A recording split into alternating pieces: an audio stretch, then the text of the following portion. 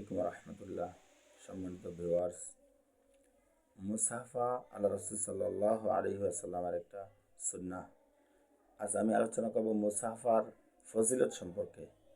মুসাফা করলে, সালাম দেওয়ার পর কোনো মমিনের সাথে যদি মুসাফা করে, এতে কী ফজিলত রয়েছে।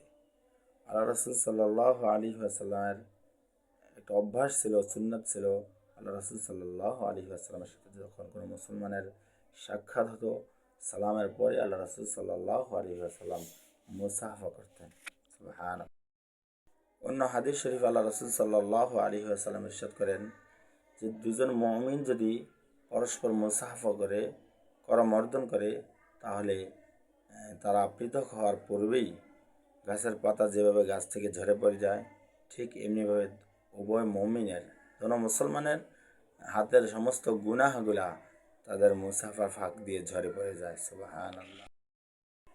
হযরত কাতাদা রাদিয়াল্লাহু তাআলা আনহু হাদিস শরীফে ইরশাদ করেছেন যে, আমি কাতাদা রাদিয়াল্লাহু তাআলা আনহু আনাস রাদিয়াল্লাহু তাআলা আনহুকে জিজ্ঞাসা করলেন যে, আল্লাহ রাসূল সাল্লাল্লাহু আলাইহি ওয়াসাল্লামের যুগে মুসাফার প্রচলন ছিল নাকি?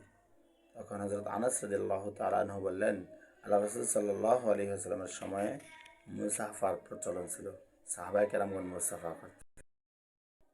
হযরত বারা ইবনে আযিব রাদিয়াল্লাহু তাআলা আনহু থেকে বর্ণিত, বারা ইবনে আযিব রাসূল সাল্লাল্লাহু আলাইহি ওয়াসাল্লাম থেকে বর্ণনা করেন যে, আল্লাহ রাসূল সাল্লাল্লাহু আলাইহি ওয়াসাল্লাম বলেছেন যে, দুজন মুমিন যদি পরস্পর মুসাফা করে, তারা পৃথক হওয়ার পূর্বেই আল্লাহ রাব্বুল আলামিন তাদের জিন্দেগীর সমস্ত গুনাহগুলো মাফ করে দেন।